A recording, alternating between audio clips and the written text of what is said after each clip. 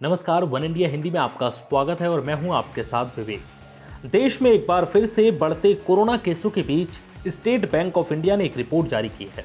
ये रिपोर्ट बेहद चौंकाने वाली है। स्टेट बैंक ऑफ इंडिया की रिपोर्ट के अनुसार फरवरी से ही देश में कोविड-19 के नए मामलों में बढ़ोतरी नजर आ रही है, जो दूसरी लहर का स्पष्ट संकेत है। रिपोर्ट के मुताबिक ये दूसरी लहर 15 फरवरी से 100 दिनों तक जारी रह सकती है। रिपोर्ट में 23 मार्च तक के रुझानों के आधार पर कहा गया है कि भारत में कोरोना वायरस की दूसरी लहर में कुल मामले 25 लाख तक हो सकते हैं। 28 पन्नों की रिपोर्ट में कहा गया है कि स्थानीय तौर पर लागू किए गए लॉकडाउन और पाबंदियां अप्रभावी रहे हैं और महामारी से निपटने के लिए सामूहिक वैक्सीनेशन ही एकमात्र उम्मीद है।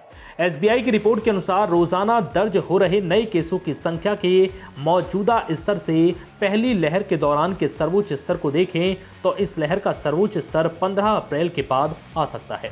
आर्थिक संकेतकों पर फोकस करते हुए एसबीआई की रिपोर्ट में कहा गया है कि बिजनेस इक्विडिटी इंडेक्स में पिछले सप्ताह के दौरान गिरावट दर्ज हुई है और कुछ राज्यों के द्वारा लागू किए गए लॉकडाउन और पाबंदियों का असर अगले माह तक दिखाई दे सकता है।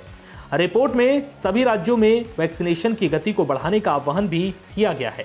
मौजूदा समय में 34 लाख रोजाना वैक्सीनेशन को बढ़ाकर 40 से 45 लाख प्रतिदिन ले जाने पर 45 वर्ष से अधिक आयु के सभी नागरिकों को वैक्सीन लगाने में अब से 4 माह का समय लग सकता है।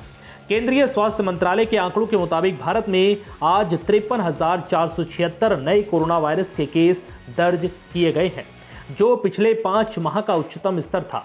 बुधवार को स्वास्थ्य मंत्रालय ने बताया था कि 18 राज्यों में कोरोना वायरस का डबल म्यूटेंट वेरिएंट पाया गया है और उनके अलावा कई स्ट्रेन और वेरिएंट भी चिंता का विषय हैं, जो विदेशों में भी पाए गए हैं। आईसीएमआर के महानिदेशक बलराम भार्गव ने बुधवार को कहा था कि कोरोना वायरस के खिलाफ हमारी जंग का 1 साल पूरा हो चुका है और हम दूसरी लहर की शुरुआत देख रहे हैं, तो हमारा फोकस टेस्टिंग, मास्क पहनने और वैक्सीनेशन पर होना चाहिए।